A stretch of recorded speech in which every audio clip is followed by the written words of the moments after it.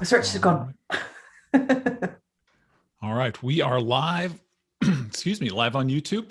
So we're just kicking us off, the Value Stream Management Consortium panel that we have here. So I want to introduce Helen Beal. Helen has put this group together. We have a lot of great people here from various different organizations. So Helen, I'll let you kind of kick us off, introduce everyone, and then kind of jump into the panel. And like I said, I will be on it from time to time, but just looking for any sort of messages from people on Slack or in YouTube as well. You are a superstar. Thank you, Tom. And thank you so much for this opportunity to be part of the DevOps Online Summit as well. So as Tom said, my name is Helen Beal. I wear quite a few hats, but the hat I'm going to wear today is chair of the Value Stream Management Consortium. And we have most of the board of directors here. RJ may join us in a bit, so of the founding partners. So I'm going to let everyone introduce themselves actually. But I want everyone to introduce themselves in the context of why you got involved with the Value Stream Management Consortium. So to give some context to the audience before we do that, on March the 3rd, we launched the Value Stream Management Consortium. Our mission is to advance the ways of working around value stream management, which we believe to be key to the organisational performance success of the future. So Neelan, since you're next to me on my gallery, why don't we start with you? Why did you get involved with the consortium? Very simply put, the software is eating the world, and Andreessen said that a decade ago. But the more interesting part is it's coming very real right now, and for companies to be successful moving forward, they have to deliver software to their customers probably faster, better, and cheaper than they've ever had to do it before. So value stream management is very simply the technique and practice for increasing the flow of business value from customer request to customer delivery. By definition, the consortium is critical to helping organizations, helping people, helping agencies figure out how to deliver software better. So at TaskTop, that's our mission as well. So this was a very natural output of joining the consortium. Thank you, and actually Jeff from Plutora for kind of driving and steering this to get this going. And thank you, Helen, for kind of helping us do this. And we just had to kind of join and become a founding board member. And you guys have put the structure together for helping companies get through this. And now we are live as a consortium, so that's super exciting. We're going to come back to what we've been doing in the last sort of 7 or 8 weeks in a minute. So Neelan, COO and President of TaskTop. Yes, Management President and COO of TaskTop Technologies, so yes. Perfect. Thank you. Let's go to RJ's joined us, so that's great. RJ, we're just doing some intros in the context of why we think the consortium is important, but I'm going to go to Jeff next, who is Vice President of Product at Plutora. Well, thank you. At the last DevOps.com or the DevOps Enterprise Summit conference that we were walking around, it was interesting to notice that there was more value stream speak and marketing around the room than there was actual DevOps. And it was like, wow, this thing's really taken off. And the most ironic part about it is that when you ask people what is value stream and what are value streams, what value stream management, as soon as the marketing and the vendors get involved, it seems like the pure ideas get a little lost. And Neelan, love what you said, man. It is spot on. And looking at where it goes. Why did Plutora get involved? In seeing that movement, we saw a definite need for an industry of passionate folks and vendors to come together to say, look, we can help make software delivery better. There's billions being spent on that. And why are we not doing better with the resources that we currently have and the investments we're currently spending? Visibility, put frankly, creates the efficiency and collaboration that's needed to improve software delivery in the enterprise.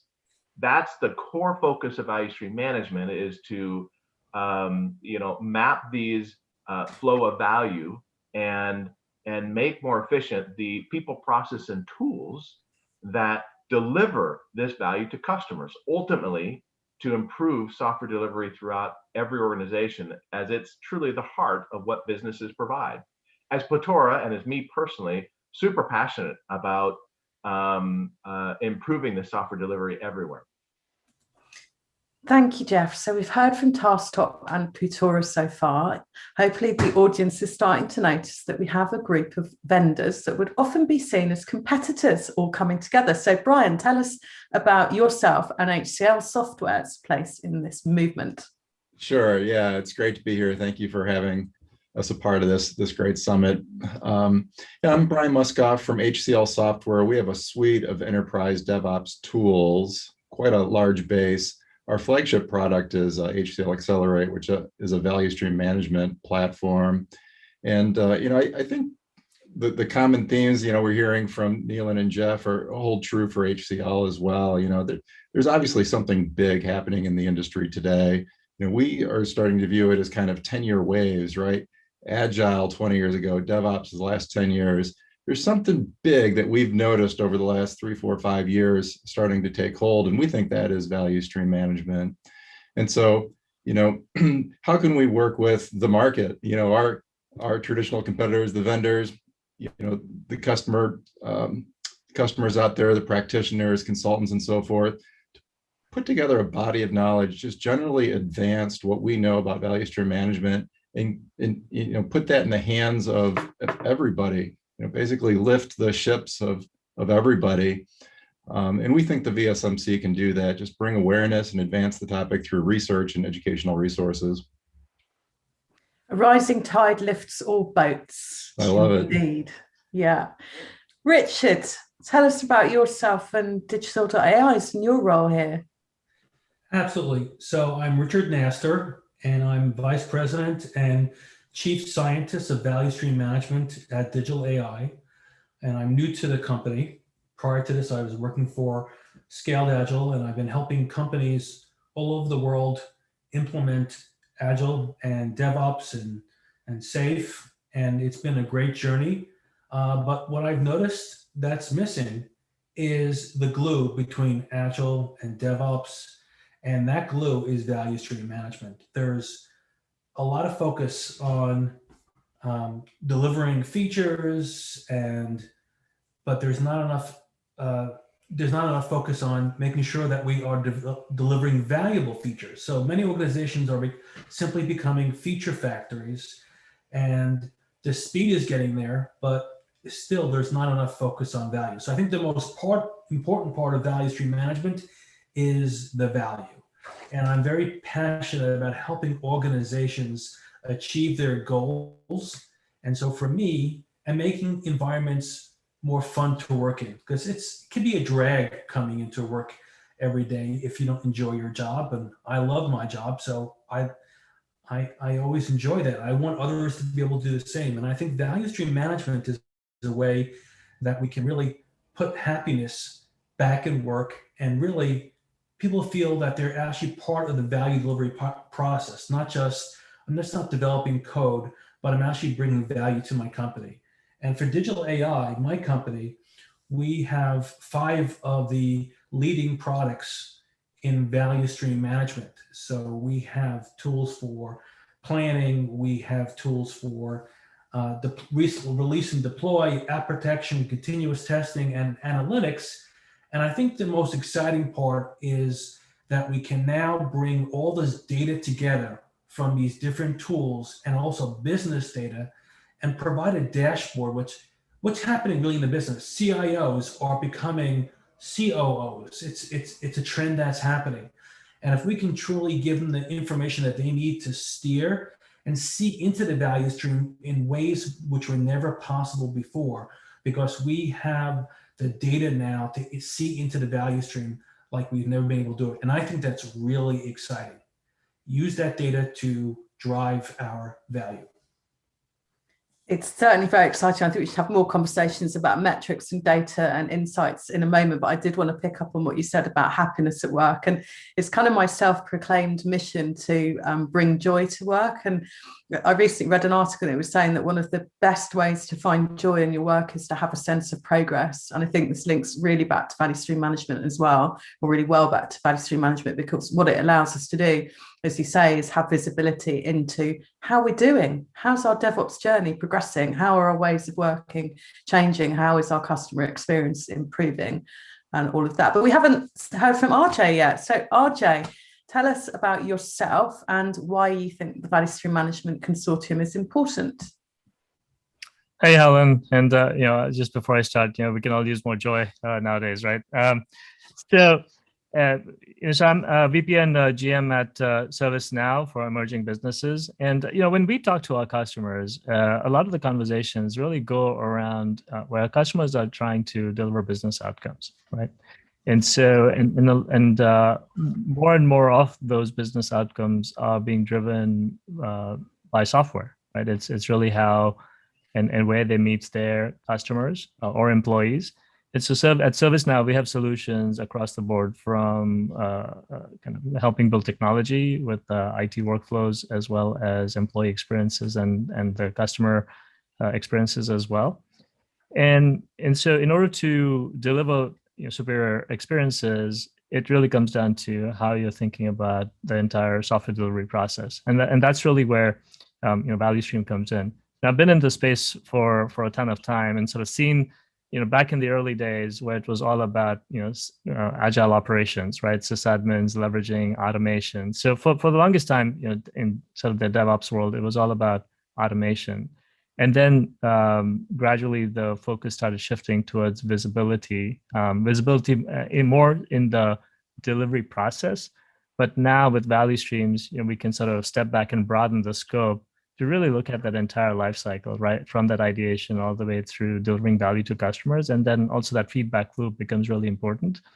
And so I think you alluded to this, Helen, which is it's about data. And we really believe that, right? That at the end of the day, to identify the bottlenecks, to figure out where the efficiencies are, to get a financial picture on kind of, how much are you spending.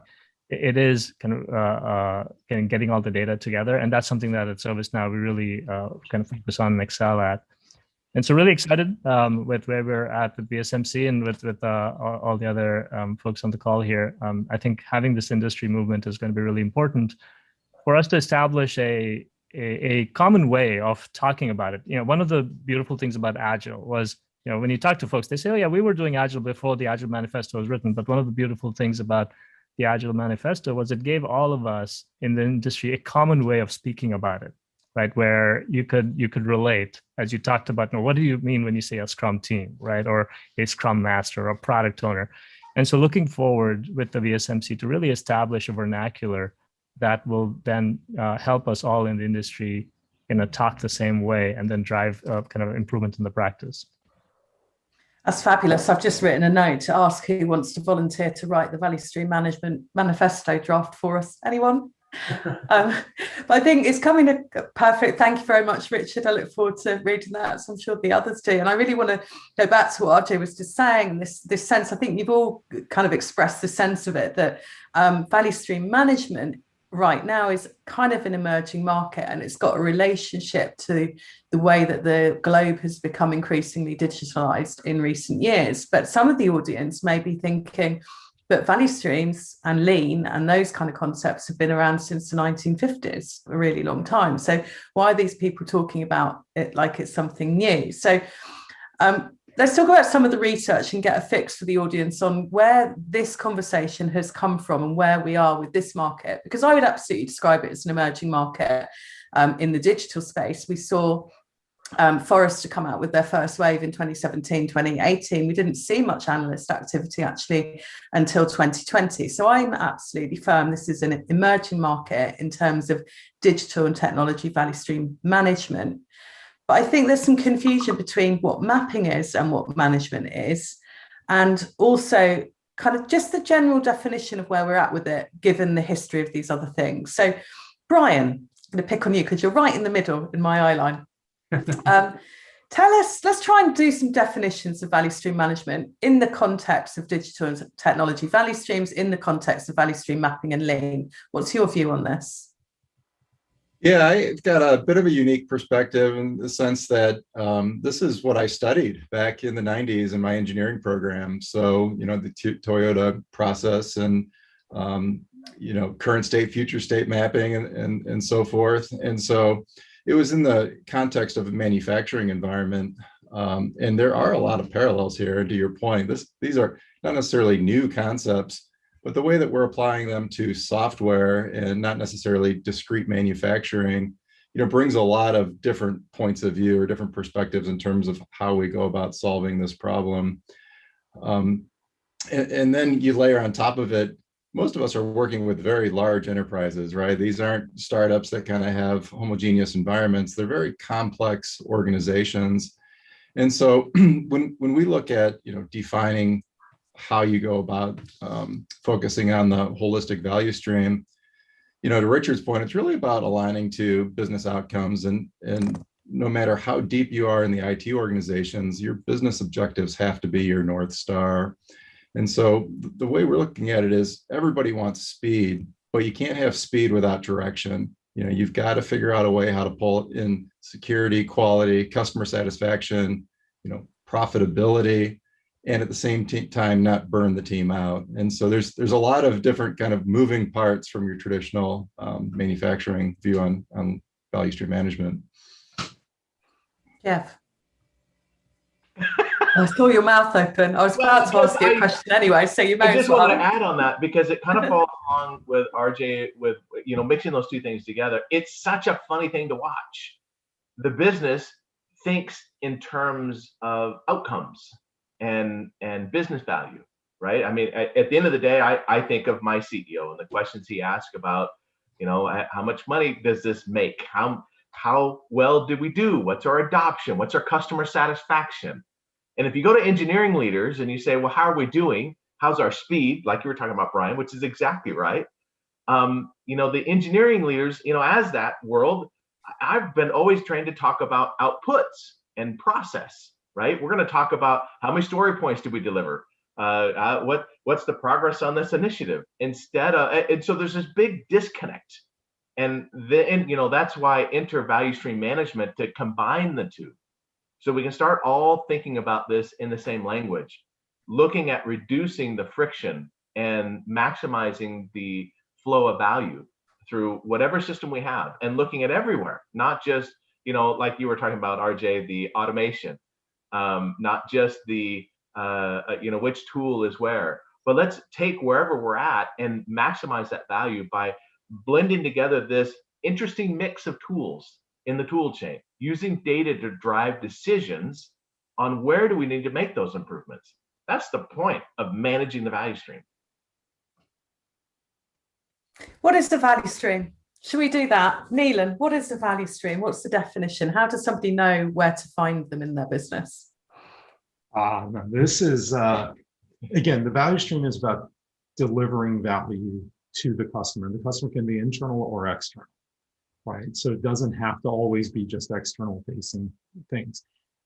The activity of finding the value is, it's not easy because so many businesses have kind of unfortunately obfuscated, and they focus on process, they focus on proxy deliverables, they focus on a lot of stuff.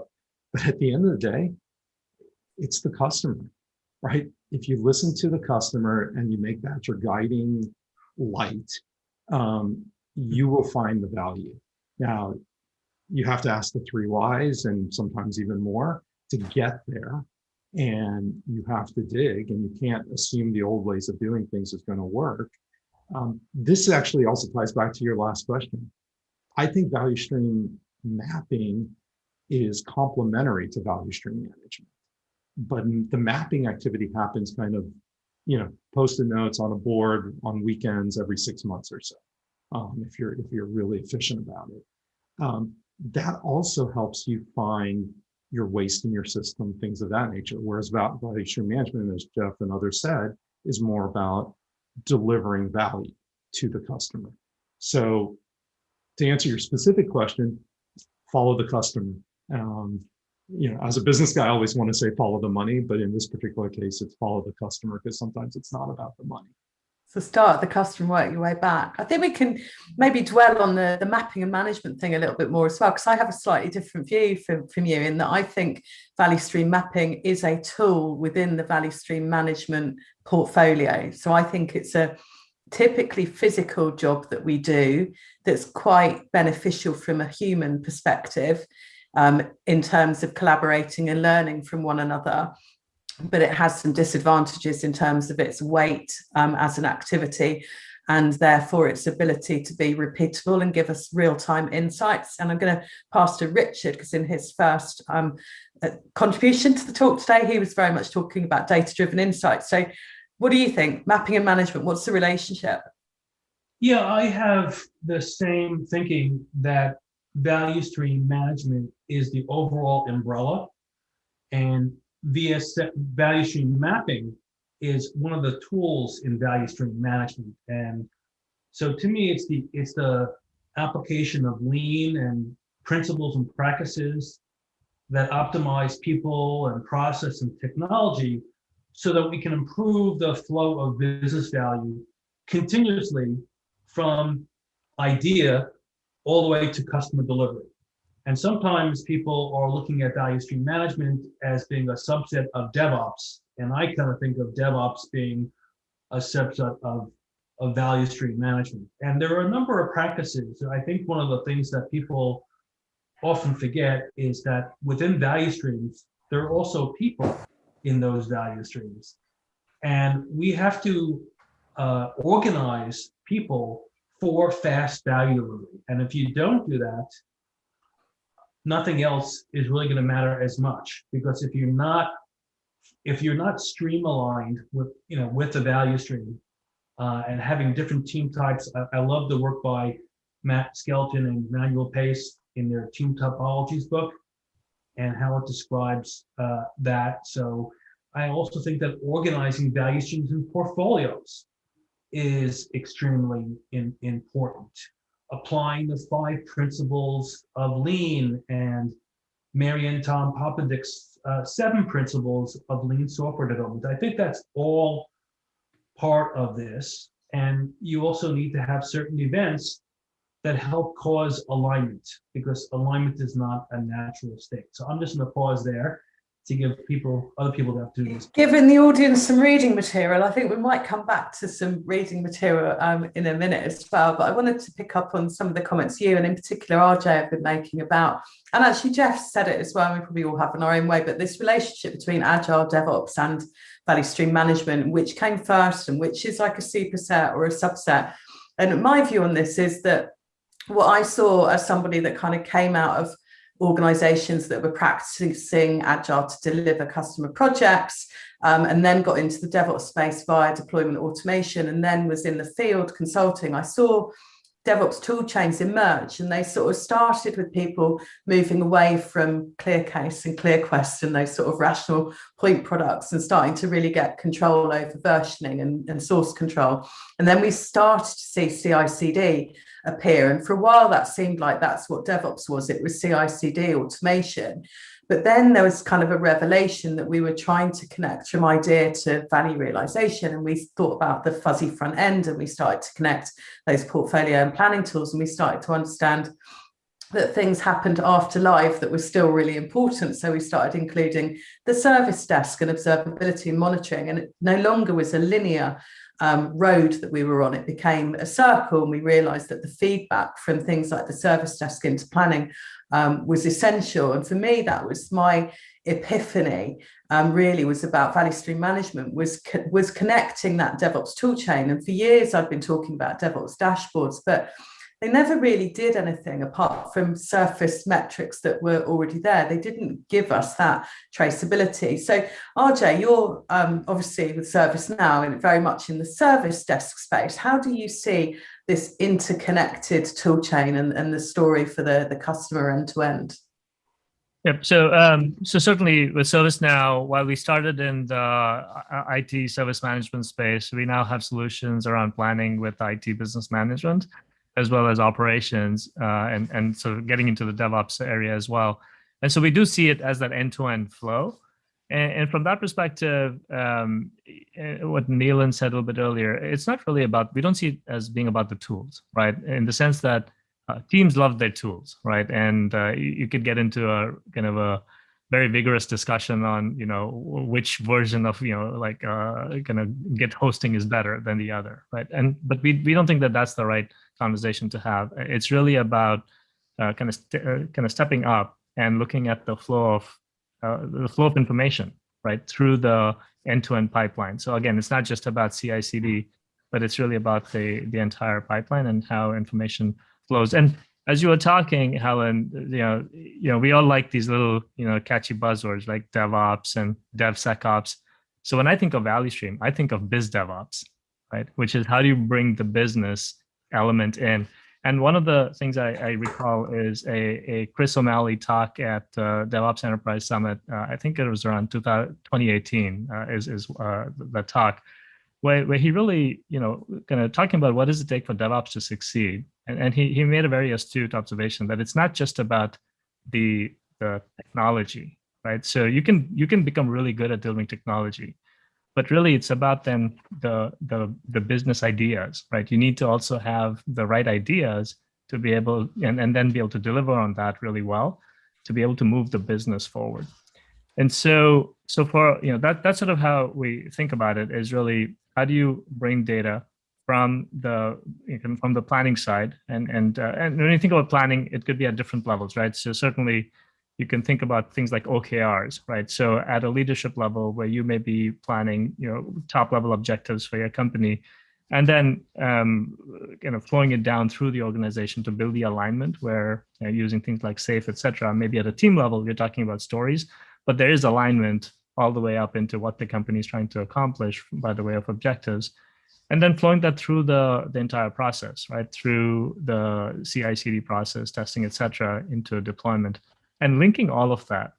Now, one of the challenges that we see is with the adoption of cloud, with the adoption of microservices and new architectures, it's getting really, really complicated, right? There's so many dependencies. So when you talk about the flow of value from ideation to outcome, there are a lot of different teams, a lot of different technologies that have to be involved.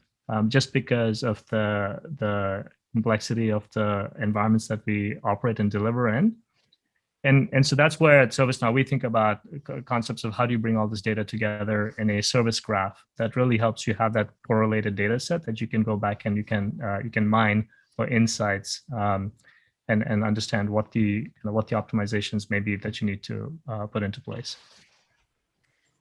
Let's talk about this data then. Let's talk about what these metrics are in particular. So Jeff, you and I have had a lot of conversations about metrics over the years. What's your view on where DevOps and VSM metrics meet and separate? There's a relationship for sure. A couple of weeks ago, I had somebody come and say, man, if only I had DevOps metrics, I would all of a sudden be an elite performer because that's what it says in this book over here. And of course, I tried to respond appropriately. There's a good correlation between the metrics.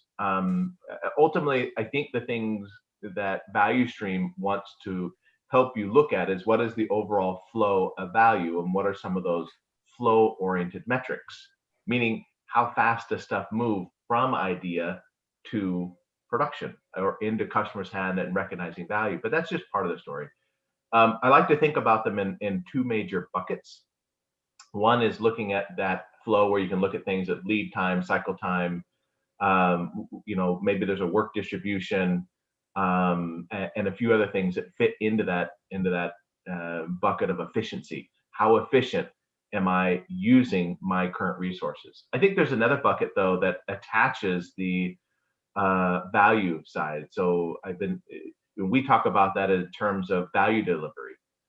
What is the revenue, customer sat, team happiness, quality, things that you could look at from an external point of view that connect the dots of the external pieces of the software delivery to what's actually happening. So those are important metrics. Do the DevOps metrics fit in? Yeah, because as you're improving your efficiency, one of the areas you're going to have to look at is what's my automation efficiency of getting stuff that once the developers checked it in, how long does it take to actually get to production? And there's a whole other set of metrics that are also called, confusingly enough, what's my lead time, cycle time, but you have to think about what's the scope of that, right? Is that a lead time from when it was thought about to when it gets in, or is it from when the developer pressed check-in and now it's going to production. Both are important. There's a relationship, but look at the overall flow. I'm just going to insert a little plug here for the Value Stream Management Consortium. We are currently crunching data and polishing charts and prettifying all sorts of reports and things in order to launch our first data value stream management report in mid-June. And Jeff's just really reminded me of it, because this morning I was doing some deep data diving into the relationship between some of those team types that RJ was talking about. And the reporting of data. And I uncovered a little sneak peek for the audience today, but I uncovered some correlations between the different types of team and their ability to report on these flow metrics. And it supported one of our hypotheses that we went into, actually, in that the product and platform teams, and the product in particular, or value stream if you prefer, are much more effective and much more likely to be using these value stream flow metrics than anybody working in a project way. So if we're going to be talking about project to product and flow metrics, then there's no other person on the team really than Neelan that should be telling us about our philosophies, practices, and what we know about the best way of working in these areas. Neelan. Yeah, thanks, Helen. I think the reference you're making is my boss, Mick Kirsten, wrote a book called Project to Product that has been an Amazon bestseller. And in it, he talks about the flow metrics as well as, but the really important aspect is making sure you're tying those flow metrics to business results. And I think a lot of folks have kind of hinted at that, but this lexicon, this vernacular, I think, as RJ described it, the most important thing is to give a place where business leaders and technology leaders can come together. And I think that has been something that has been really, really missing. So many of the metrics that have historically been measured have been things that made sense to technologists, but not to business people.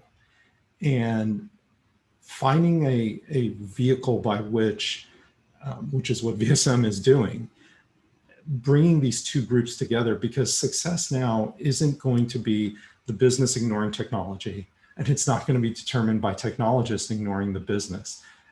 Success is being driven more and more by the two coming together and delivering on business outcomes, whether that's value in whatever form, whether that's reduction in costs, whether that's improvement in quality to make your customers happier, or whether that's employee happiness, because in a knowledge worker world, which is where most of us now live in, your main asset walks out the door every single day.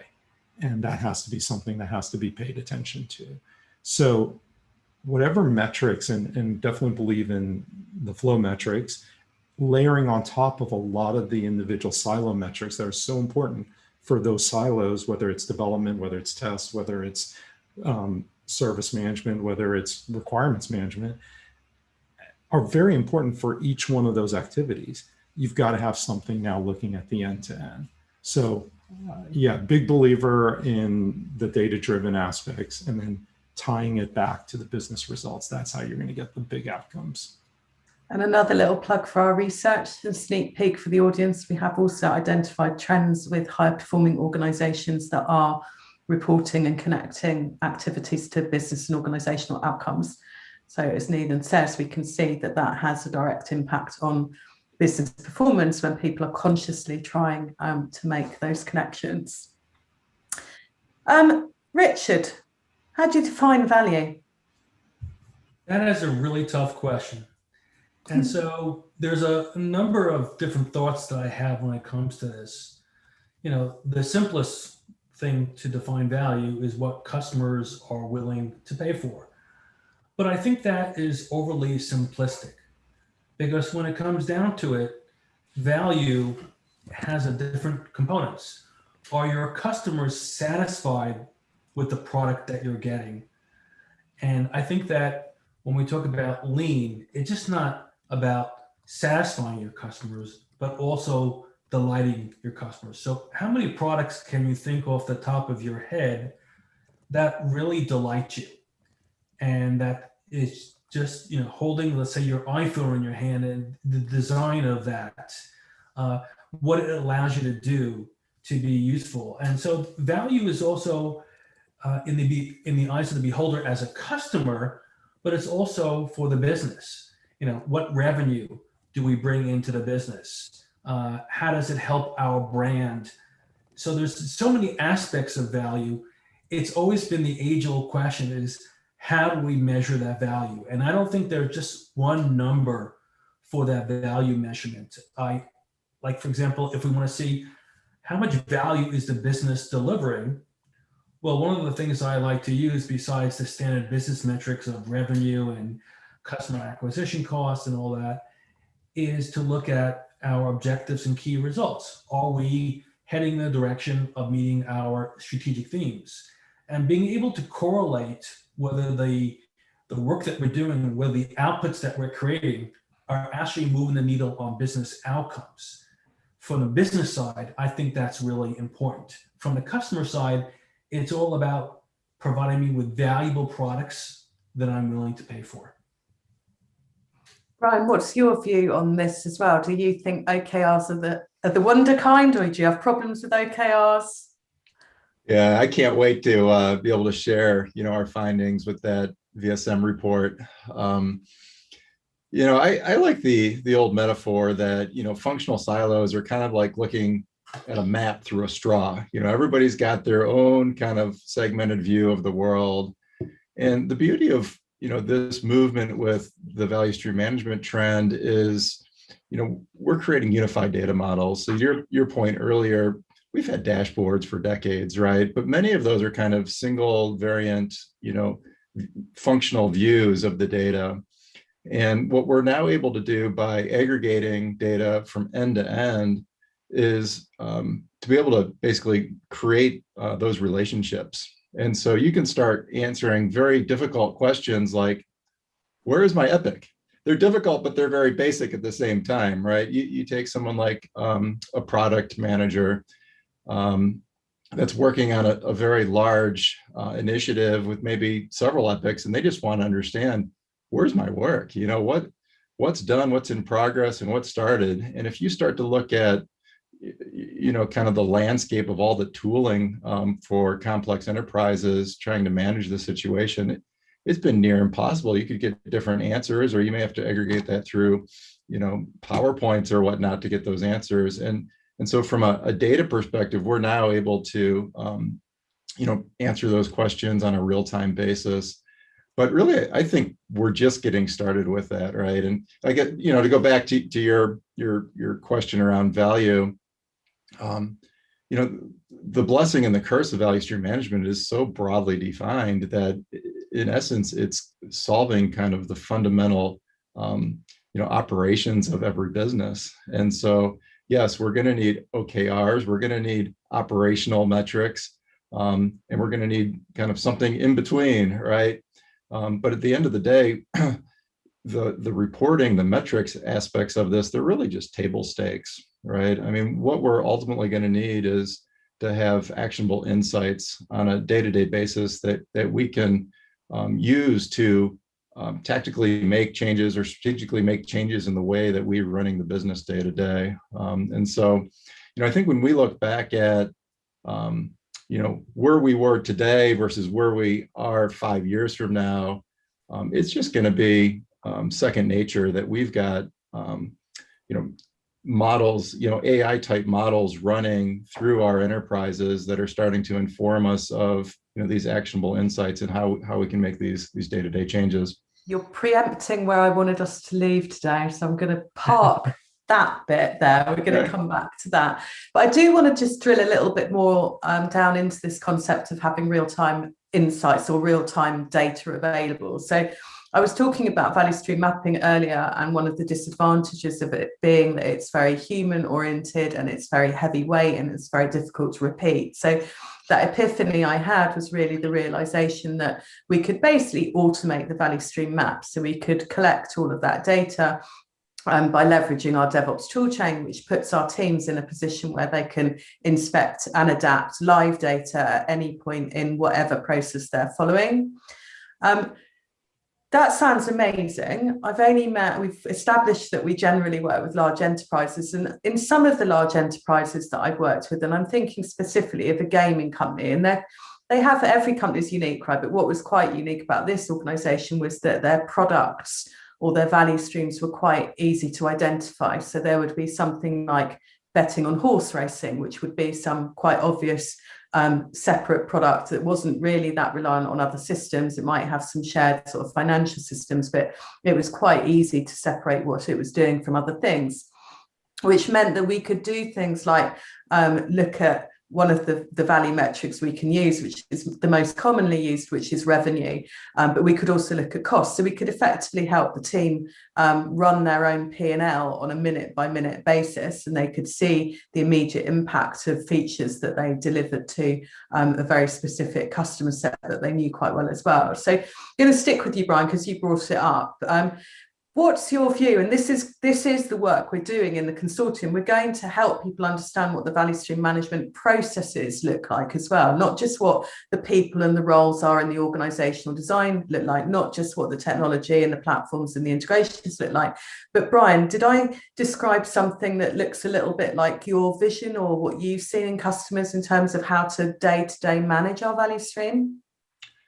100%. Yeah, I think if we're doing this right, value stream management is an everyday tool for everyone in the organization. So at HCL Software, we've created visualization with all of that data that we've been talking about that's available to everyone in the organization, from the developer to the CIO. And so, you may ask, well, what's a developer going to do with this kind of data? Well, when you start to build those relationships across your work item management, to your source control, to your build systems, to your deployment systems and test systems, security systems, all of that, all of a sudden, you can start to see how each one of those personas can get value out of that view. So, let's just take your typical product team on a day-to-day basis. They're running planning meetings, stand-ups, retrospectives, and so forth. If you can start to change the dynamic of what I would describe as pretty stale routines with stand-ups, start to change the conversation from what I do yesterday to what I'm doing today to what are the roadblocks. All that data is available, right? We shouldn't have to cover those general status items. Let's have the data, the insights kind of surface, what questions or what should be addressed in those stand-ups for us. And what we've done is actually created visualization where teams can see all of the flow of work on a real-time basis through one portal, and basically answer any of those types of questions that they need on a day-to-day basis. And RJ, what's your view on those visualizations? I think with all of the people here are getting more and more, I want to say insights, but I want to save insights, more and more ways in which teams can visualize work. What's the cadence of the teams in terms of using this technology? And does it change depending on where the organization is in their waterfall to agile to DevOps journey transition? Yeah, so in terms of cadence, right? I think just as Brian was talking, I was thinking about, so rather than having a team member on the Scrum come and talk about what they did yesterday, the activities, really we want to change the conversation to, here's what I did yesterday, and here's the impact that it had, and here's what I'm going to do about that now, right? Either I'm going to lean in because the impact was positive, or I'm going to pivot away because I had, whatever change I made had an unintended consequence, right? Or maybe something not foreseen. And so in terms of the cadence of these types of things, it really depends on, certainly we see customers moving from, that whole project to product orientation, which is, I think we're sort of straddling the world, certainly with the large enterprise organizations we work with. There's a healthy amount of traditional project management and sort of waterfall ways of working, and then you do have groups that have transitioned over into agile. They're practicing safe, and they have more of a product orientation. They've thought about funding, right? So how do you do investments on perhaps a quarterly cadence as opposed to an annual budget that's sort of a use it or lose it kind of a thing, right? And and having more durable teams in place rather than resources that get pulled off of the project and reassigned to some other project at the end. So having more sort of a durable team construct, and then also shaping the work, right? So rather than work coming in that traditional sort of as demand and being assigned to different teams, really looking at those objectives that the organization is trying to drive towards, and creating meaningful backlogs that align to that, right? So shaping the work appropriately. So those are the kinds of transitions that we see happening. And the challenge for our customers really is that in order to navigate this, because of that bifurcation, where in every organization there is the traditional and then the sort of a modern way of looking at things, how do you bring all that data together then, right? And so it could become a fairly hairy exercise in BI. Which and we think that it then ends up being not really very actionable. It becomes outdated, and so at ServiceNow we think about that a lot, which is how do we provide more of a connected system that's real time. And I think one of the beautiful things at ServiceNow is we have a single platform, single data model that supports both traditional and modern ways of planning and organizing work, so that way you do get that insight very quickly, and then the workflows that are part of the platform can then enable actions to be taken once you discover that there is a problem that has to be solved. Definitely going to come back to actionable insights, but before we do that, I want to do another little plug, and then we do have a question from the audience as well. So my other little plug for the consortium is the consortium is a not-for-profit trade association. We're a members association. Anybody can become a member. We have 3 different levels of membership. We have influencer for individuals and leaders and partners for organizations. If you head over to vsmconsortium.org, and I'll pop that into the Slack channel in just a moment, you can apply to be a member there. We are using Agile, Lean, and DevOps principles, all those ways of working that we all cherish as we build the VSMC, or the Value Stream Management Consortium. So you'll see more iterations coming through as time goes on. We very recently launched internally our first course that we are building, which is the Value Stream Management Foundation course. That will be a free online course to all members. It's one of our kind of biggest benefits that we'll be launching in the late summer this year. So some great reasons to become members. If you're interested, fill out that form and we'll get in touch with you and tell you more about what those membership benefits are. But that Value Stream Management Foundation course, I'm certain is going to be a really big win for all of our members. We are taking content recommendations from everybody in the community as well. So if you've got work that you are passionate about, please send it over to us and we will make sure that the course curators have it included for our learners. Back to that question from the audience, I'm going to give it to Neelan. Neelan, we have someone asking about the best way to pitch the idea of value stream management to a technology department. How do we, sorry, that was Tom's interpretation of the question. Let me read that as a question for you. What is the best way to pitch the idea of value stream management to a technology department? Yeah, so we get this a lot. And because of Mixbook, project to product, we get a lot of people kind of saying, oh my God, I love the ideas. How in the world do I get started? And, it's interesting that right before you asked me this question, you started talking about the coursework. To me, that is a big part of it. At TaskStop, we talk a lot about helping organizations learn to see, learn to improve, and then learn to scale. And I really do think that represents kind of the way to help organizations think through value stream management.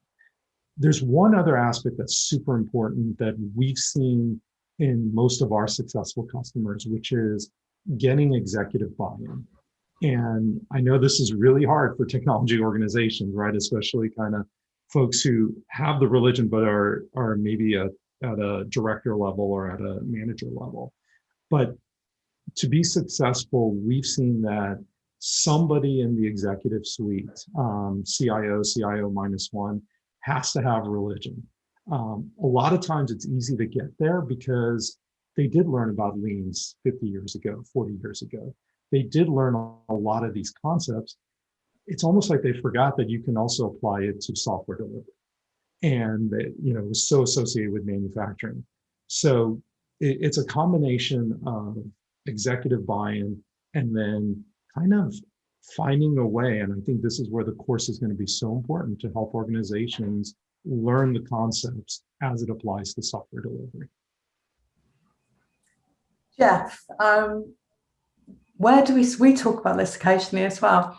And we recently did a webcast with Mike Burrows, the question that Neelan just said, where we get asked, where do we start? And Mike Burrows, start where you are. Tell us a bit more about that start where you are conversation. Well, that's exactly right. Begin with the end in mind, I think, is the other quote. That's the other one, yeah.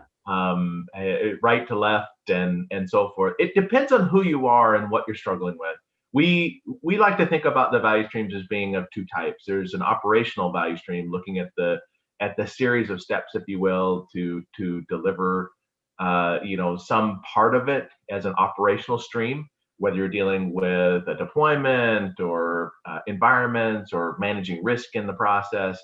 And then there's another side, which is the business side of value streams. Here's a product. As we shift more towards that product orientation and can look at how you flow value to delivery as part of that. So depending upon who you are and where you are and what kind of area you lack visibility, you have different pitches that you can make. An executive lacking information about outcomes and actual business value, what are they going to worry about? Because if from a technology leader is going to, again, be speaking in process and outputs, right? We did this many stories, we did this many epics, my epic will be delivered on X date, great. Or it's not really telling what is needed. And to tell an executive, we improved our deployment frequency to, we now deploy 5 times a day, woohoo! Yeah, that's a great win, but there's no real business correlation to it. An executive without understanding that will understand efficiency. And so wherever you are, you can sell this story, value stream management, about the efficiency it will create. 2 instant ways that you can think about. One, you'll be able to see the choke points, the constraints, the bottlenecks, the areas where things are not moving fast that can be invested into to make more efficient. Just simple automations to, whatever you can do to make that better. 2, there's a natural interrupt that happens by just asking and gathering data. Wouldn't it be great, technology team, if you no longer have to produce XYZ report because the data acquisition is transparent and automatic? Wouldn't that be fantastic if all this data just flows in, automatically correlated and pulled in? Plutora, we think about this also, and we normalize the data across all the systems without regard of what kind of system is back there. And that's kind of the point, is make it all natural. Make it natural, love it. So we only have a handful of minutes left. Brian made such a beautiful point earlier. I've been doing a presentation for a little while now, maybe even up to a year, about where I talk about value stream management being next generation DevOps. And I loved his Agile for 10 years, DevOps for 10 years, and now we're at the start of this VSM cycle for the next 10 years. And part of what we're doing at the Value Stream Management Consortium is trying to get a handle on where the market is now and trying to put some codification, if you like, around what value stream management really is and what the vocabulary is. And Rich is going to write us a manifesto. And with my colleagues. It's a team. So that's all fantastic. But the other part of what we try and do is we're trying to help future-proof, I think. So we're trying to anticipate what's going to happen. This is our first State of Value Management report, and we hope it'll be the first of many, and that we'll be able to start forecasting trends. So whilst we're in that future mode, Richard, you and I share a love of AI. It's in your company's name. And Brian did touched on the topic earlier, and then I was like, shut up, I'm going to mention that later. So let's talk about it for a couple of minutes towards the end. How do those actionable insights into those choke points and things that Jeff was just talking about, what's AI doing for us today, and what's AI's promise in terms of supercharging our decision making? Yeah, I think it can do a number of different things. And I think there's there's two aspects. There's the artificial intelligence, and there's also the machine learning. And machine learning requires gathering lots of data in order to make those insights, to look at those patterns. So the AI part of it can help us know if there's a problem before it occurs. You know, one of the things that you often hear is that companies, they release stuff into production and it breaks. Wouldn't it be nice to know if something's going to break before it happens and prevent that from happening? Then from a business side, wouldn't it be great to take all the different insights we have, for example, data from Pendo, data from surveys, leading indicators or lagging indicators like revenue, and being able to form a picture and see the value stream in ways that you've never been able to see before. And to me, that's one of the most exciting parts of artificial intelligence, is learning to see is much more than understanding, you know, the cycle time or the lead time. It's actually what is happening in that value stream. Are we delighting customers? You know, I like to get information from our ITSM tools. You know, where are the problems occurring? What tickets are happening? Where are people dissatisfied? So there's so many aspects that we can use of artificial intelligence to help us see in ways that were never possible. So I think that's where it's going. It's really getting the insights from both a technical viewpoint and a business viewpoint and a blended as well. And we want to have both predictive analytics as well as being able to look back. Why did a problem occur? What was the root cause of that problem? That could be so difficult to figure out. But now with artificial intelligence, we can see and correlate things. Oh, we did this release, and then after that release of this feature, these problems occurred, or whatever we might have done. So being able to correlate different events together is nearly impossible in most organizations. It's just too much data to process. There's too much data. As I've been doing a lot of big data stuff lately, 90% of the world's data emerged in the last 2 years. Over 80% of business data is unstructured, which is like so difficult to mine, but has the most precious things within it. We are out of time though. I'm going to finish with a sweepstake today.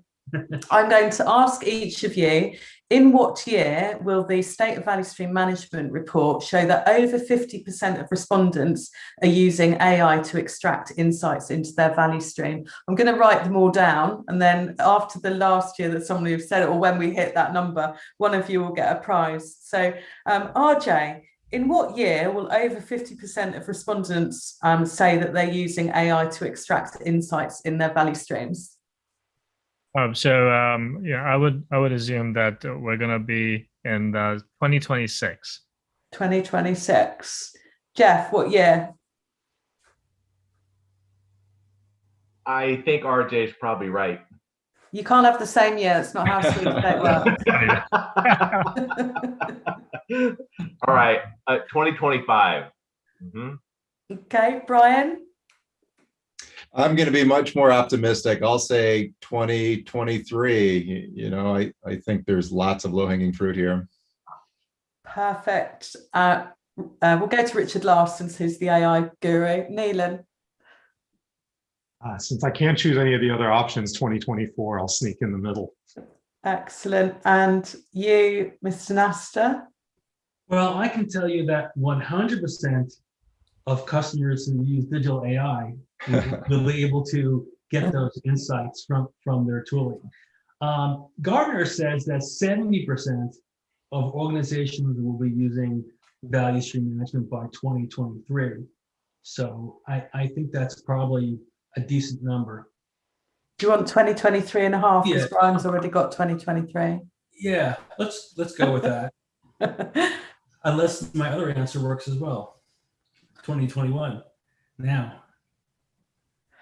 Okay, I'll email you all with your sweepstakes so we can, some of us can try and remember in the future to go back to that. Tom, thank you so much. I think, are just about to overrun if we don't stop.